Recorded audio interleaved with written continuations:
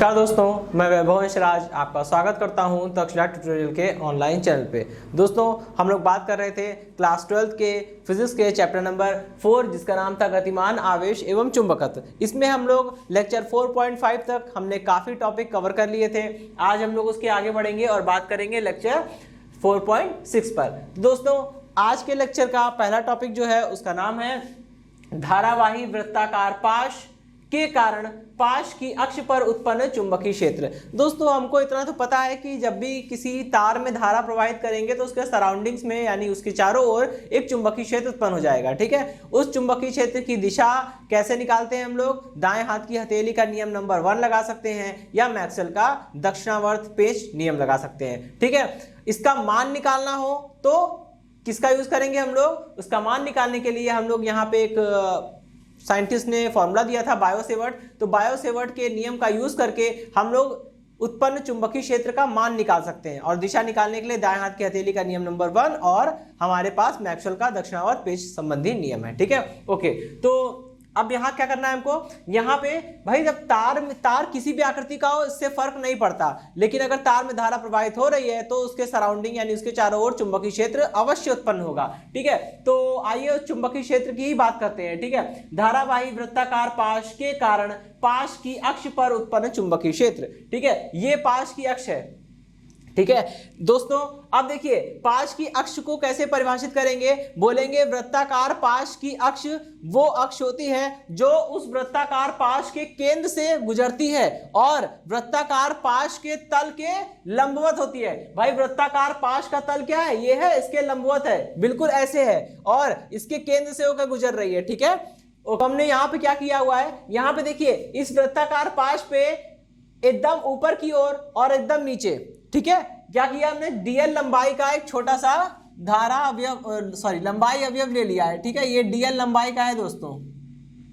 Okay, अब देखिए हमें करना क्या है? हमें इसके कारण, इस धारावाही पाश के कारण इस पाश की अक्ष पर केंद्र से x दूरी पर स्थित कोई बिंदु है P, उस बिंदु P पर चुंबकीय क्षेत्र का मान निकालना है। ठीक है, तो दोस्तों हमारी जो टेक्निक होती है वो क्या करते हैं हम लोग? कैलकुलस में हम लोग अपनी टेक्निक ये यूज करते हैं। अच्छा दोस्तों, इस पॉइंट को, इस केंद्र को हम O मान ले रहे हैं। ठीक है, चलिए, तो यहाँ हम लोग जो टेक्निक यूज करेंगे उस टेक्निक का नाम है, वो हम लोग कैलकुलस की टेक्निक यूज करते हैं। उसमें दोस्तों क्या होता है? किसी एक छोटे से धारा अवयव, ठीक है, मैंने बताया था लंबाई अवयव और धारा अवयव दो चीजें होती है, लंबाई अवयव और धारा अवयव। अगर हम बात करते हैं दोस्तों धारा अवयव की, तो किसी एक धारा अवयव के कारण वृत्ताकार पाश की अक्ष पर कोई बिंदु है P, इस बिंदु P पर चुंबकीय क्षेत्र निकालते हैं। एक छोटे से धारा अवयव के कारण बिंदु P पर चुंबकीय क्षेत्र निकालेंगे और फिर क्या करेंगे? इंटीग्रेशन कर देंगे तो हमें पूरे वृत्ताकार पाश के कारण बिंदु P पर जो चुंबकीय क्षेत्र मिल रहा है वो आ जाएगा। ठीक है, तो चलिए सबसे पहले हम लोग बायो-सेवर्ट के नियम का प्रयोग करते हैं और छोटे से धारा अवयव डीएल लंबाई का जो धारा अवयव लिया है, इस धारा अवयव के कारण बिंदु P पर चुंबकीय क्षेत्र निकालते हैं। ठीक है, तो यहाँ देखिए बायो-सेवर्ट का जो लॉ है वो क्या कहता है कि किसी भी धारा अवयव के कारण किसी बिंदु पर उत्पन्न चुंबकीय क्षेत्र का मान dB = μ0/4 pi I dl sine theta upon r²। यही तो होता है ना? गुड। अब देखिए यहाँ पे धारा अवयव EF के कारण बिंदु P पर उत्पन्न चुंबकीय क्षेत्र। भाई धारा अवयव EF के कारण बिंदु P पर चुंबकीय क्षेत्र निकालना है तो करना क्या होगा? बायो-सेवर्ट लॉ लगाइए। अच्छा, अब इसमें थीटा क्या होता है दोस्तों? थीटा होता है धारा अवयव को बिंदु से मिलाने वाली रेखा और धारा अवयव के बीच में बनने वाला कोण। भाई वृत्ताकार पाश तो यूं होगा, बिल्कुल ऐसे ब्लैक बोर्ड के लंबवत रखा है इसलिए आपको थोड़ा सा ऐसे दिख रहा है, इलिप्टिकल दिख रहा होगा। ठीक है, ओके। जब यहां से धारा मतलब कि लंबाई अवयव से बिंदु को मिलाने वाली रेखा बिल्कुल ऐसे स्ट्रेट गई होगी तो पाश तो यूं रखा है बिल्कुल एकदम लंबवत, और ये रेखा है तो ये कितना एंगल बन रहा है दोस्तों? 90 एंगल। और यही 90 एंगल जो है वो मैं यहाँ पे दिखाना चाह रहा हूं। ठीक है दोस्तों, ये वाला एंगल पूरा 90 बन रहा होगा और इसी को हमने क्या बोल दिया? इसी को हमने अल्फा बोल दिया है। ठीक है, तो यहाँ पे साइन अल्फा के अगला स्टेप क्या होगा? हम यहाँ साइन अल्फा में अल्फा की जगह पे 90 पुट करेंगे तो ये कितना हो जाएगा? ये हो जाएगा dB = μ0/4 पाई और ये हो जाएगा IDL अपॉन में इसका स्क्वायर कर दीजिए, कितना हो जाएगा? r² + x²। अब क्या करेंगे हम लोग? अब ये छोटे से धारा अवयव के कारण जो क्षेत्र निकलना था वो निकल आया है, ठीक है। अब हम लोग क्या करेंगे, इसका पूरा इंटीग्रेशन करेंगे, ठीक है। तो हमें पूरे क्षेत्र के मतलब पूरे पाश के कारण क्षेत्र मिल जाएगा, ठीक है। लेकिन उससे पहले हमें यहाँ पे एक चीज देखनी होगी कि दरअसल अगर हम इसकी दिशा निकालना चाहें दोस्तों, अगर हम इसकी दिशा निकालना चाहें कि भाई इसकी दिशा क्या होगी, तो देखिए दाएं हाथ की हथेली का नियम नंबर 1 लगाइए, ठीक है। दाएं हाथ की हथेली का नियम नंबर 1 ये कहता है कि ये वाला हिस्सा जो है वो क्या है दोस्तों, वो आपका बैक व्यू है, ठीक है।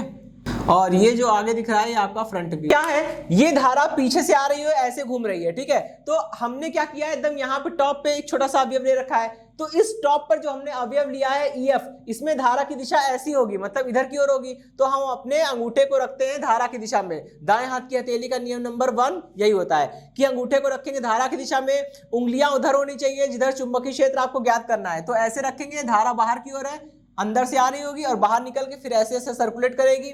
तो इस वाले लंबाई अवयव पर धारा की दिशा किधर है, बाहर की ओर, अंगूठा बाहर की ओर, उंगलियां पॉइंट P की ओर, और चुंबकीय क्षेत्र किधर होगा, धक्का देने की दिशा में। तो चुंबकीय क्षेत्र ऊपर की ओर आ रहा है, ठीक है। सिमिलरली क्या होगा, जब ये करंट फ्लो होकर सर्कुलेट होकर नीचे आएगी, तो जो एकदम नीचे आपने पोर्शन लिया है, नीचे धारा अवयव लिया हुआ है CD, इस पे बात करिए तो धारा की दिशा अंदर की ओर होगी। जब धारा की दिशा अंदर की ओर है, उंगलियां P की ओर रखेंगे तो चुंबकीय क्षेत्र किधर आएगा, नीचे की ओर आएगा, DB, ठीक है। चलिए अब करना, चुंबकीय क्षेत्र यहां पे आएगा DB, ठीक। अब आप देखिए जरा, चुंबकीय क्षेत्र DB को दो घटकों में आप वियोजित कर रहे हैं, ठीक है। लंबवत घटक DB cos थीटा मिल रहा है और क्षैतिज घटक क्या मिल रहा है, DB sin थीटा मिल रहा है, ठीक है। आप देख पा रहे होंगे कि अगर धारा अवयव को बिंदु से मिलाने वाली रेखा पाश के अक्ष के साथ थीटा कोण बना रही है, तो हमने DB को जो दो घटकों में वियोजित किया है, उसमें जो लंबवत घटक है वो DB जो चुंबकीय क्षेत्र आ रहा है वो अपने लंबवत घटक के साथ थीटा कोण बना रहा है। तो मैं आपको बता चुका हूं, जिधर से कोण बनता है वो वाला कंपोनेंट, वो वाला घटक क्या होता है, कॉस होता है, और जिधर से कोण नहीं बनेगा वो साइन होता है। अभी आप नीचे जो DB आ रहा है उसको छोड़ दीजिए, भूल जाइए थोड़ी देर के लिए। इस DB को देखिए, इसके हमने दो टुकड़े किए, लंबवत और क्षैतिज। तो जिधर से कोण बनेगा वो कॉस, यानी ये वाला हिस्सा कितना हो जाएगा, DB cos थीटा, ठीक है। और ये वाला हिस्सा DB sin थीटा। सेम बिल्कुल यहां भी क्या होगा, वही चीज होने वाली है, ये DB cos थीटा और ये DB sin थीटा। आप देख पा रहे होंगे दोस्तों, आपने जो ऊपर लंबाई अवयव लिया है और जो नीचे लंबाई अवयव लिया है, ये दोनों ही चुंबकीय क्षेत्र उत्पन्न कर रहे हैं, ठीक है। ये एक तरह से पेयर हो गया, एकदम टॉप वाला एकदम बॉटम वाला, बिल्कुल आमने सामने वालों का पेयर, ठीक है। तो अगर हम दो लंबाई अवयव लेते हैं बिल्कुल डायगोनली अपोजिट, विकर्णता विपरीत दो धारा अवयव लेने पर क्या होगा, ऊपर वाले धारा अवयव के कारण जो चुंबकीय क्षेत्र आ रहा है और नीचे वाले धारा अवयव के कारण जो चुंबकीय क्षेत्र आ रहा है, इनके लंबवत घटक क्या हो रहे हैं, एक दूसरे के विपरीत दिशा में हैं। और आपको दोस्तों पता है, जब दो वेक्टर एक दूसरे के अपोजिट होते हैं, जैसे ये देखिए, ये वेक्टर ऊपर की ओर आ रहा है, ये वेक्टर नीचे की ओर आया, ठीक है। तो जब भी किसी वेक्टर की बात करते हैं, अगर दो वेक्टर एक दूसरे के अपोजिट हो और दोनों का परिमाण बराबर हो, यानी दोनों की क्या हो दोस्तों, वैल्यू बराबर हो। जब दोनों की डायरेक्शन अपोजिट है, दोनों की वैल्यू बराबर है, तो क्या होगा, दोनों का परिणामी कितना आएगा, 0। दोनों एक दूसरे को क्या कर देंगे, निरस्त कर देंगे, कैंसिल आउट कर देंगे, ठीक है।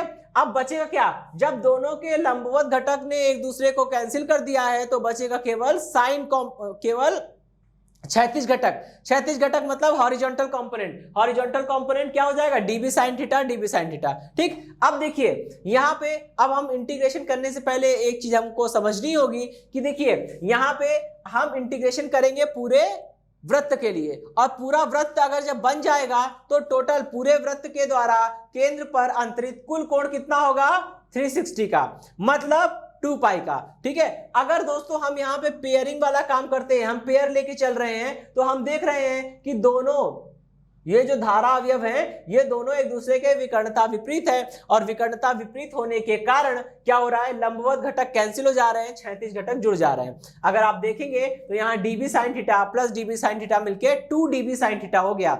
लेकिन दोस्तों अगर आप 2 DB sin थीटा का इंटीग्रेशन करेंगे तो भी आंसर आएगा, लेकिन वो आंसर जो है थोड़ा सा गड़बड़ होगा। क्यों, क्योंकि जब आप पेयर ले रहे हो, जब आप पेयरिंग की बात कर रहे हो, बिल्कुल विकर्णता विपरीत पेयर को भी लेके चल रहे हैं, तो लिमिट क्या होगी, लिमिट हमें एंगल की लिमिट रखेंगे, क्योंकि जब हम यहाँ पे इंटीग्रेशन करेंगे तो जब हम लिमिट रखेंगे तो 0 to 2 पाई नहीं रखेंगे, 0 to पाई रखना पड़ेगा, क्योंकि हम जब पेयर बना रहे हैं दोस्तों तो ऊपर वाले का नीचे वाले के साथ पेयर बन जाएगा, लेफ्ट वाले का राइट वाले के साथ बन जाएगा, ऐसे सारे पेयर बन जाएंगे। तो टोटल तो पेयरिंग के हिसाब से देखें तो टोटल फिर 360 का एंगल कहाँ रहेगा, वो तो 180 का हो जाएगा ना, ठीक है। या फिर आप यूं कह लीजिए कि अभी आप इसका पूरा इंटीग्रेशन करेंगे, तो पूरा इंटीग्रेशन करने पर अगर आप डीएल का समाकलन करेंगे तो आपको क्या मिलेगा, डीएल है पाश पर थोड़ी सी लंबाई अवयव की लंबाई, जब आप डीएल का इंटीग्रेशन करेंगे तो पूरे पाश की कुल लंबाई मिल जाएगी, और पूरे पाश की कुल लंबाई कितनी होती है 2 पाई आर, यानी परिधि के बराबर, ठीक है। तो खैर अभी मैं उस पर नहीं जाऊंगा,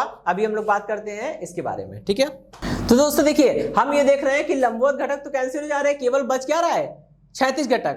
तो बिंदु P पर उत्पन्न कुल चुंबकीय क्षेत्र और पाश के कारण बिंदु P पर उत्पन्न कुल चुंबकीय क्षेत्र कैसे निकालेंगे दोस्तों, क्षैतिज घटक का समाकलन करना पड़ेगा, ठीक है। क्षैतिज घटक का समाकलन करेंगे, वो भी बंद पृष्ठ समाकलन कर रहे हैं। क्यों कर रहे हैं, क्योंकि बंद पृष्ठ समाकलन करने से हमें क्या मिलेगा, पूरे वृत्ताकार पाश के लिए बिंदु P पर उत्पन्न क्षेत्र मिल जाएगा, ठीक है। ये हो गया हमारा dB sin थीटा, ठीक, ओके। और इसका जरा समाकलन करिए। समाकलन करने से पहले हम एक काम कर लेते हैं दोस्तों, यहाँ पे इसकी वैल्यू रख लेते हैं, डीबी की वैल्यू समीकरण 1 से उठा के, ओके। समीकरण नंबर 2। अब हमें करना क्या है दोस्तों, अब हमें यहाँ देखिए समाकलन हो रहा है डीएल के सापेक्ष, डीएल लिखा है ना, मतलब कि लंबाई के सापेक्ष समाकलन हो रहा है, ठीक है। और डीएल क्या था, लंबाई अवयव की लंबाई, ठीक है भाई। जब समाकलन डीएल यानी कि लंबाई के सापेक्ष हो रहा है तो सारे टर्म्स किसमें होने चाहिए, या तो सारे टर्म्स कांस्टेंट हो ताकि वो इंटीग्रेशन के साइन के बाहर आ जाए। अगर कोई टर्म कांस्टेंट नहीं है तो ये बहुत आवश्यक है कि वो टर्म क्या हो, उसी पदों में लिख दिया जाए जिसके सापेक्ष समाकलन हो रहा है। यहां समाकलन हो रहा है लंबाई के सापेक्ष, डीएल लिखा है, तो हमें साइन थीटा को क्या करना होगा, हमें साइन थीटा को चेंज करना पड़ेगा। तो पहले साइन थीटा की कुछ वैल्यू निकालिए, ऐसी वैल्यू निकालिए कि वो आर में, कैपिटल आर में या एक्स के टर्म्स में कुछ आ जाए, ठीक है। तो आप दोस्तों देख पा रहे होंगे, इसको जरा देखिए, यहां पे अगर हम इसको बोल देते हैं, यहां पे जो छोटा सा हमने धारा अवयव लिया है, ठीक है, इसको ई बोल देते हैं, ई ओ पी, ये एक त्रिभुज बन रहा है देखिए, और सेम ऐसा ट्राइंगल बन रहा है नीचे, ठीक है, सी ओ पी। कोई सा भी एक त्रिभुज ले लेते हैं, ठीक। तो त्रिभुज ले लिया हमने, मान लीजिए हमने ले लिया त्रिभुज ई ओ पी। दोस्तों साइन लगाएंगे क्योंकि हमें साइन चाहिए, ठीक है। तो लगाइए जरा साइन, साइन थीटा, साइन बराबर क्या होता है दोस्तों, लंब बटे कर्ण। लंब कितना है, ये है आर, और कर्ण कितना है, कर्ण है अंडर रूट में R square plus X square, ठीक है। चलिए भाई अब क्या करेंगे, आर की ये वैल्यू यहां रख दीजिए, मतलब कि सॉरी साइन थीटा का ये मान समीकरण नंबर 2 में रख दीजिए। थीटा का मान समीकरण 2 में रखने पर रखिए जरा, कितना हो जाएगा, ये यहां रख देते हैं आर अपॉन में। अच्छा देखिए दोस्तों, यहां पे अंडर रूट लिखा है, जब भी कोई चीज अंडर रूट के अंदर लिखी होती है मतलब उस पूरे चीज की पावर कितनी है, 1/2। तो यहां पे हम ऐसा लिख सकते हैं कि R square plus X square की पावर कितनी हो जाएगी दोस्तों, 1/2। भाई अंडर रूट के अंदर कोई भी चीज लिखी हो इसका मतलब उसकी पावर कितनी है, 1/2 है, ठीक है। इसको जरा एडजस्ट कर लीजिए, देखिए μ0/4 कांस्टेंट है, आई क्या है, धारा। भाई ऐसा तो है नहीं कि ऊपर हम धारा अवयव लेंगे तो धारा ज्यादा मिलेगी, साइड के अवयव में धारा कम, ऐसा नहीं है। पूरा पाश में धारा एक ही धारा फ्लो होगी, ठीक है, एक करंट फ्लो होगी, चाहे आप धारा अवयव यहां ले लीजिए, चाहे यहां ले लीजिए, चाहे यहां ले लीजिए, कहीं भी लीजिए, तो आई का मान तो बदलने से रहा, तो आई क्या है, कांस्टेंट है। अब इसको देखिए, आर क्या है, कैपिटल आर क्या है, वृत्ताकार पाश की त्रिज्या। आप चाहे लंबाई अवयव को कहीं पर भी लीजिए, क्या पाश की त्रिज्या बदल जाएगी, कभी नहीं। तो आर कांस्टेंट है, ओके।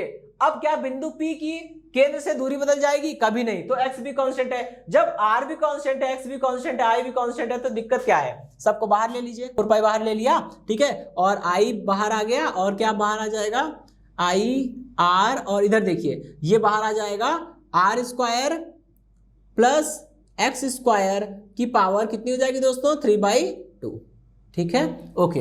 अभी देखिए इंटीग्रेशन में क्या बचा है, इंटीग्रेशन के अंदर बचा है 2, सॉरी ये है डीएल, डीएल का समाकलन करना है केवल, ठीक है।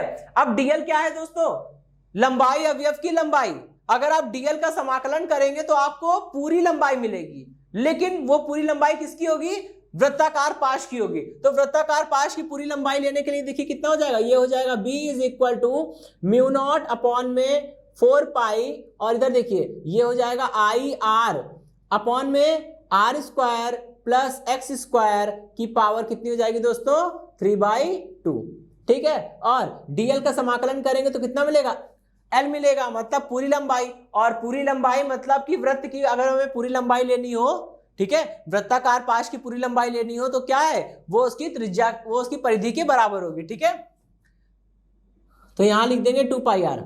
अब इसको सॉल्व कर लीजिए दोस्तों। सॉल्व करने पे देखिए कितना आएगा, इसे मैं रफ कर रहा हूं से ये 4 पाई कटेगा 2 टाइम्स। ठीक है, कितना बचेगा, ये हो जाएगा म्यू नॉट आई 2 बचेगा, म्यू नॉट अपॉन 2। ठीक है, और देखिए ये आर मिलके आर स्क्वायर हो जाएगा। ठीक, ओके, और ठीक, तो ये बनेगा mu naught I R square upon में कितना हो जाएगा, ये हो जाएगा R square plus X square की पावर 3/2। ठीक, ओके, चलिए ठीक। ओके दोस्तों, ये देखिए क्या निकला कि वृत्ताकार पाश के कारण वृत्ताकार पाश की अक्ष पर केंद्र से x दूरी पर स्थित किसी बिंदु P पर चुंबकीय क्षेत्र का मान mu naught upon 2 I R square upon में R square plus X square की पावर 3/2। ठीक है, यदि कुंडली में n फेरे हो या यदि पाश में कुल n फेरे हो तब, ठीक है, यदि पाश में कुल n फेरे हो तब i को चेंज करना पड़ेगा किससे, ni से। यहां पे पुट कर दीजिए, कितना हो जाएगा, ये हो जाएगा b इज इक्वल टू कितना हो जाएगा म्यू नॉट अपॉन में 2 और ये हो जाएगा ni आर स्क्वायर अपॉन में कितना हो जाएगा, अपॉन में हो जाएगा R square plus X square की पावर 3/2। चलिए भाई, तो ये क्या हो गया इक्वेशन नंबर 4। ठीक है, अभी क्या करना है, अगर ये तो केंद्र से x दूरी पर स्थित कोई बिंदु था P, उस बिंदु P पर चुंबकीय क्षेत्र निकालने की बात हो रही थी। ठीक है, अब हम लोग बात करेंगे अगर ये बिंदु P जो है वो केंद्र पर आ जाए तो, मतलब अगर हमें यह जानना हो कि किसी भी वृत्ताकार पाश के कारण उस पाश के केंद्र पर कुल कितना चुंबकीय क्षेत्र उत्पन्न हो रहा है, तो उसके लिए भी हमें क्या चाहिए, एक फॉर्मूला चाहिए। तो अब करना क्या है दोस्तों, इसी में थोड़ा सा बुद्धि लगाएंगे, आप अपना दिमाग चलाइए और ये सोचिए कि अभी हमने क्या किया है, हमने केंद्र से x दूरी पर स्थित कोई बिंदु था P, उस बिंदु P पर चुंबकीय क्षेत्र निकाला और वो इतना आया mu naught upon 2 n I R square upon में R square plus X square की पावर 3/2। ठीक है, अगर इसी बिंदु को हम उठा के केंद्र पर ले आएंगे तो जो चुंबकीय क्षेत्र निकलेगा वो केंद्र पर चुंबकीय क्षेत्र हो जाएगा। और मुझे वही तो निकालना है कि वृत्ताकार धारावाही पाश के कारण केंद्र पर, उसी पाश के केंद्र पर कुल कितना चुंबकीय क्षेत्र उत्पन्न हो रहा है। ठीक है, तो इसके लिए करना क्या है, अब सपोज करिए पॉइंट P को उठाकर हम कहां ले आए, पॉइंट O पर ले आए। जब बिंदु P को उठाकर बिंदु O पर ले आएंगे तो जैसे जैसे बिंदु P O की ओर बढ़ रहा होगा x का मान कम होता जाएगा। जैसे जैसे x का मान कम होगा क्या होगा, लास्ट में क्या होगा, जब बिंदु P उठकर बिंदु O पर आ जाएगा तो x का मान बिल्कुल ही 0 हो जाएगा। ठीक है, ठीक है, समीकरण 4 में x बराबर 0 रखने पर, समीकरण 4 में x बराबर 0 रखिए। जब आप समीकरण 4 में x बराबर 0 रखेंगे तो ये तो पूरा खत्म हो जाएगा, बचेगा क्या, आर स्क्वायर की पावर 3/2। तो दोस्तों ये कुछ इस तरह से बचेगा, म्यू नॉट अपॉन में 2 बचेगा एन आई आर स्क्वायर और यहां पे क्या हो जाएगा आर स्क्वायर प्लस 0 और इसकी होल पावर कितनी है 3/2। अब आप समझिए आर स्क्वायर प्लस 0 का मतलब क्या होता है, आर स्क्वायर प्लस 0 का मतलब होता है आर स्क्वायर है बस। ठीक है, और जब ये ब्रैकेट खुलेगा पावर की पावर क्या होती है दोस्तों, मल्टीप्लाई होती है। तो मल्टीप्लाई होने बाद कितना आ जाएगा, ये आ जाएगा म्यू नॉट अपॉन में 2 और ये हो जाएगा N I R square upon में कितना हो जाएगा आर क्यूब हो जाएगा। ठीक है, और आर स्क्वायर से आर क्यूब कटेगा, कितना आएगा, ये आएगा mu not an I upon में 2r, यही चीज यहां पे आ जाएगी। ठीक है, तो b इज इक्वल टू कितना हो गया, ये हो जाएगा mu not an I upon में 2r। ठीक, तो ये हो गया समीकरण नंबर 5। ठीक है, इतनी बात हो गई। ओके, अब देखिए यहां पे जो मैंने अभी बात करी कि वृत्ताकार पाश के कारण उसी पाश के केंद्र पर चुंबकीय क्षेत्र का मान कितना होगा, म्यू नॉट NI अपॉन में 2R। ठीक है, ओके। अब इसके बाद हम लोग आगे बढ़ेंगे और जरा इसका एक डायग्राम ड्रॉ करेंगे और देखेंगे कि मैग्नेटिक लाइन ऑफ फोर्सेस की डायरेक्शन क्या है। ठीक है, तो देखिए यहाँ पे हमने एक वृत्ताकार पाश बनाया हुआ है, वो पाश कुछ इस तरह से रखा हुआ है। ठीक है, ओके। अब देखिए इस वृत्ताकार पाश की त्रिज्या है R, इसमें धारा की दिशा को मैंने ऐसे बनाया हो कि धारा ऐसे जा रही है, फिर ऐसे सर्कुलेट होके आ रही है। ये आपका फ्रंट पोर्शन है जो आपकी तरफ होगा, इसमें धारा की दिशा ऐसी है, और वो ये वाला पोर्शन बैक पोर्शन होगा जिसमें धारा की दिशा अपोजिट डायरेक्शन में। ठीक है, तो यहाँ पे हम मैक्सवेल का पेज संबंधी नियम लगा लेंगे तो भी पता चल जाएगा। ठीक है, या दाएं हाथ की हथेली का नियम नंबर 1 लगा दीजिए। ये पोर्शन फ्रंट व्यू है, यहाँ पे देखिए धारा की दिशा इधर की ओर है तो अंगूठा रखेंगे इधर की ओर, और केंद्र की ओर चुंबकीय क्षेत्र निकालना है, केंद्र इसका अंदर है तो अंगुलियां अंदर की ओर। अब देखिए धक्का देने की दिशा में क्षेत्र होगा तो यानी चुंबकीय क्षेत्र किधर होगा, ऊपर की ओर होगा, तो बल रेखाएं ऊपर की ओर जा रही है, और ये बल रेखाएं ऊपर की ओर जाएगी, फिर यहाँ सर्कुलेट होकर वापस आएगी, फिर यहाँ कंटिन्यू करेगी। जैसे ये बल रेखा जो है यहाँ से निकल के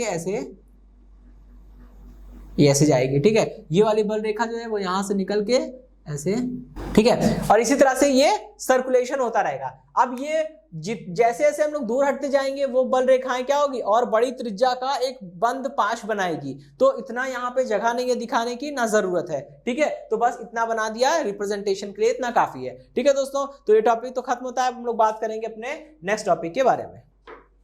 और दोस्तों जो अभी हमने इससे पहले जो टॉपिक हम लोगों ने डिस्कस किया है, वृत्ताकार धारावाही पाश के कारण पाश की अक्ष पर उत्पन्न चुंबकीय क्षेत्र। ठीक है, वो टॉपिक दोस्तों इंपॉर्टेंट था, उसको मार्क करके रख लीजिएगा क्योंकि उसका डेरिवेशन पूछा जाता है। ठीक है, उसके बिहाफ पे जो क्वेश्चन है वो तो आएंगे ही आएंगे, मैं करवाऊंगा आपको, लेकिन वो क्वेश्चन डेरिवेशन पूछा जाता है तो उसको मार्क कर लीजिएगा, वो इंपॉर्टेंट है। ओके दोस्तों, यहाँ देखिए हम लोग एक छोटा सा डेरिवेशन देखने जा रहे हैं। ठीक है दोस्तों, ये डेरिवेशन इंपॉर्टेंट है, बहुत छोटा सा एक रिलेशन निकल के आएगा इसमें। ठीक है, और वो रिलेशन आपसे ऑब्जेक्टिव में डायरेक्ट पूछा जा सकता है, तो इस रिलेशन को याद रखेंगे क्योंकि वो ऑब्जेक्टिव के नजरिए से इंपॉर्टेंट है। ठीक है, देखिए दोस्तों, ओके दोस्तों, देखिए तो समीकरण 1 और समीकरण 2 से हमें एप्सिलॉन नॉट और म्यू नॉट का मान मिल जाएगा, क्योंकि ये 1/4 pi epsilon naught is equal to 9 × 10⁹ coulomb upon newton metre square upon coulomb square होता है। ठीक है, यहाँ से एप्सिलॉन नॉट का मान निकालेंगे, कितना आएगा 1/4 पाई इंटू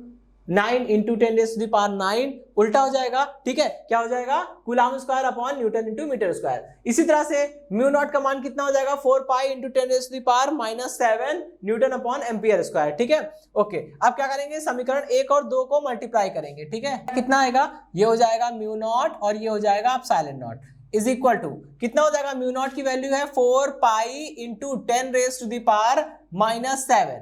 ठीक है, और इसकी वैल्यू कितनी है, एप्सिलॉन नॉट की वैल्यू है 1/4 पाई इंटू 9 × 10⁻⁹। ठीक है, और म्यू नॉट की वैल्यू कितनी है, म्यू नॉट की है यूनिट क्या है, न्यूटन अपॉन एम्पियर स्क्वायर। ठीक है, और इसकी यूनिट कितनी है, कूलाम स्क्वायर अपॉन में newton into metre square. Newton से न्यूटन कटा, ठीक है, और ये कैंसिल हो जाएगा, न्यूटन से न्यूटन कैंसिल हो जाएगा। ठीक, कितना बच रहा है, mu naught epsilon naught is equal to, यहाँ पे देखिए दोस्तों हम क्या करने वाले हैं, इसको ऐसे लिख देंगे 9 × 10⁻⁹, इसको नीचे ले आते हैं तो ऊपर 10 की पावर -7 है, तो नीचे आके 10 की पावर +7 हो जाएगा। ठीक है, ओके। अभी यहाँ क्या है, यहाँ पे लिखा है कूलाम स्क्वायर अपॉन में क्या हो जाएगा, ये हो जाएगा एम्पियर और मीटर इसका होल स्क्वायर। ठीक है, एम्पियर मीटर का होल स्क्वायर। ठीक, ओके। अभी नेक्स्ट स्टेप में क्या करने वाले हैं, ये हो जाएगा mu naught epsilon naught is equal to 1/, यहाँ देखिए ये हो जाएगा 9 × 10⁻⁹, 9 और 7 कितना हो जाएगा 16, 10⁻16। ठीक है, इधर हम लोग लिख सकते हैं, आपको पता है कि Q इज इक्वल टू कितना होता है दोस्तों, I × T। ठीक है, विद्युत धारा की परिभाषा से आया, चैप्टर नंबर 3 में पढ़े हुए हैं हम लोग। ठीक है, तो इसी के बिहाफ पे अगर यहाँ पे आवेश का मात्रक लिखेंगे कूलाम, तो कूलाम इज इक्वल टू धारा का मात्रक एम्पियर इंटू सेकेंड। ठीक है, एम्पियर इंटू सेकेंड जो है वो इसका मात्रक हो जाएगा, यानी कूलाम की जगह हम लोग क्या लिख सकते हैं, एम्पियर इंटू सेकेंड। यहाँ पे पुट कर दीजिए तो यहाँ हो जाएगा एम्पियर इंटू सेकेंड। ठीक है, अपॉन में एम्पियर इंटू मीटर, और ये पूरा होल स्क्वायर हो गया। ठीक है, एम्पियर से एम्पियर देखिए कैंसिल हो जा रहा है। ठीक है, क्या बच रहा है, ये बचेगा mu naught epsilon naught is equal to, यहाँ पे हम लोग इसको ऐसे लिख सकते हैं 9 इंटू 10⁻16 और इधर देखिए क्या बन जाएगा, ये बन जाएगा मीटर स्क्वायर अपॉन में सेकेंड स्क्वायर, और इसको हम लोग इस तरह से लिख सकते हैं कि 1/3 इंटू 10⁸ मीटर पर सेकेंड, ठीक है, का होल स्क्वायर। ठीक, चलिए भाई, तो देखिए 3 × 10⁸ मीटर पर सेकेंड, ये क्या है, ये निर्वात में या वायु में प्रकाश की चाल है। निर्वात या वायु में प्रकाश की चाल कितनी होती है, 3 × 10⁸ मीटर पर सेकेंड। दोस्तों ये भी याद कर लीजिएगा, और जब हम लोग आगे बढ़ेंगे अपने चैप्टर नंबर 9 और चैप्टर नंबर 10 के बारे में बात करेंगे, जब हम लोग प्रकाशिकी पढ़ेंगे तो वहां पे खूब पढ़ने को मिलेगा कि निर्वात में या वायु में प्रकाश की चाल को हम लोग सी से प्रेजेंट करते हैं, सी से, ठीक है, स्मॉल सी। और स्मॉल सी का मान कितना होता है, स्मॉल सी का मान होता है 3 × 10⁸ मीटर पर सेकेंड, ठीक है। ये याद करना होगा क्योंकि ये कांस्टेंट है, आपको ऑब्जेक्टिव क्वेश्चन में पूछ भी सकते हैं, ठीक है। तो देखिए यहां से हम इसको क्या लिख सकते हैं, और देखिए दोस्तों यहां पे आपके मन में ये सवाल ना उठे कि क्या केवल 3 × 10⁸ वैल्यू केवल प्रकाश की चाल की होती है, ऐसा नहीं है। यहां मात्रक भी आ रहा है, मात्रक क्या आ रहा है, मीटर पर सेकेंड। तो मात्रक इस बात की गवाही दे रहा है कि यहां पे जो लिखा होगा वो क्या होगा, वो एक प्रकार का वेग होगा, क्योंकि अगर ये वेग ना होता तो मात्रक जो है वो मीटर पर सेकेंड कभी ना आता। मात्रक मीटर पर सेकेंड आ रहा है, इसका मतलब क्या है, ये चीज जो है वो एक वेग है, और आप जानते हैं ये किस चीज का वेग है, ये निर्वात या वायु में प्रकाश का वेग है। इसलिए दोस्तों हम इसको क्या लिख सकते हैं, mu naught epsilon naught is equal to 1/c², ठीक है, जहां सी क्या है, निर्वात या वायु में प्रकाश की चाल। ओके दोस्तों, तो आज के सेशन से जुड़े नोट्स प्राप्त करने के लिए डिस्क्रिप्शन में दिए गए लिंक पर जाके क्लिक कीजिए। दोस्तों आज के सेशन में इतना ही, मिलता हूं नेक्स्ट सेशन में, धन्यवाद।